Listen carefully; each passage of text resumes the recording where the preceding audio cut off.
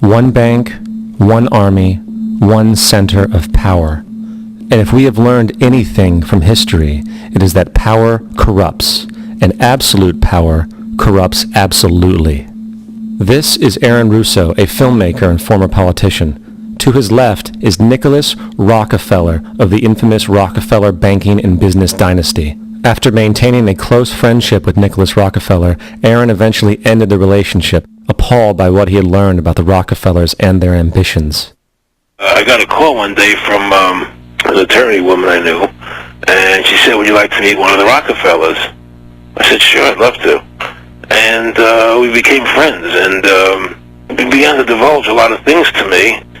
So he said to me one night, he said that there's going to be an event there, and out of that event, you're going to see, we're going to go into Afghanistan, so we can run pipelines from the Caspian Sea. We're going to go into Iraq to take the oil and establish a base in the Middle East, and we're going to go into Venezuela and try and get rid of Chavez.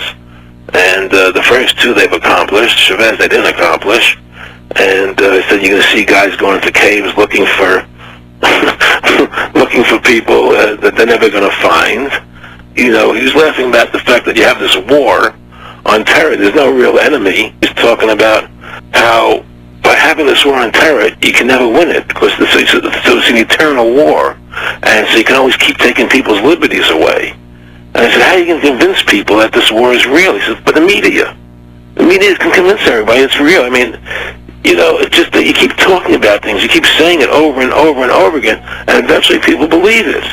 You know, you created the Federal Reserve in 1913 through lies. You create 9/11, which is another lie.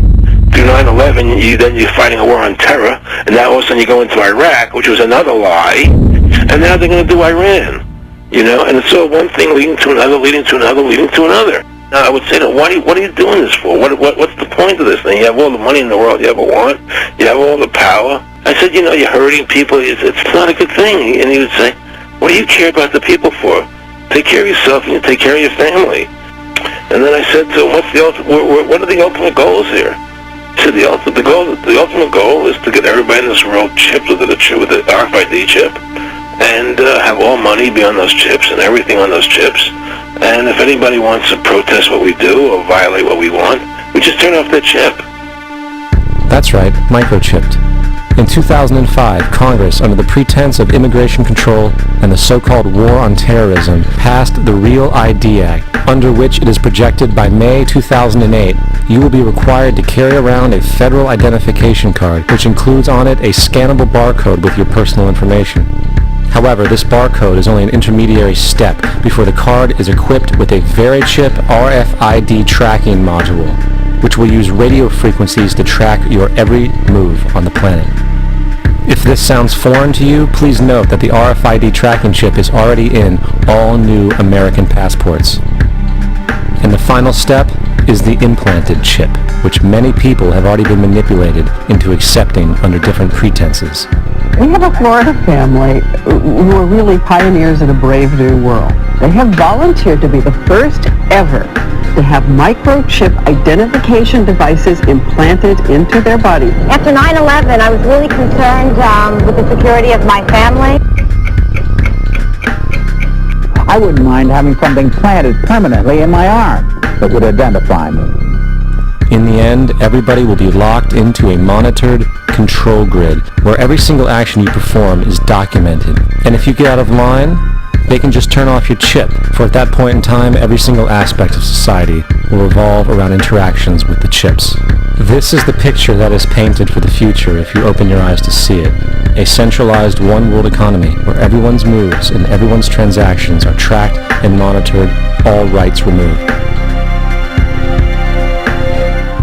The most incredible aspect of all, these totalitarian elements will not be forced upon the people. The people will demand them. For the social manipulation of society through the generation of fear and division has completely detached humans from their sense of power and reality. A process which has been going on for centuries, if not millennia.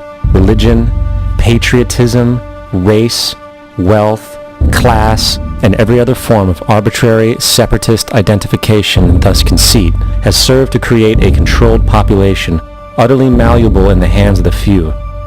divide and conquer is the motto. And as long as people continue to see themselves as separate from everything else, they lend themselves to being completely enslaved. The men behind the curtain know this, and they also know that if people ever realize the truth of their relationship to nature and the truth of their personal power, the entire manufactured zeitgeist they prey upon will collapse like a house of cards. There's one thing that's for sure, if you don't get involved, you'll never make a difference. But by getting involved, I believe we still can make a difference. And now is not the time for us to give up on our political system. Like, they have the law and the government and everything on their side. And I think there has to be a shift on our side, as far as making them accountable for their actions. So putting ourselves against the machinery and saying no. Civil disobedience. Basically, and that's, supposedly what this country is all about, right? Civil disobedience, sometimes it's necessary, in a society to question, rise, and hopefully change things.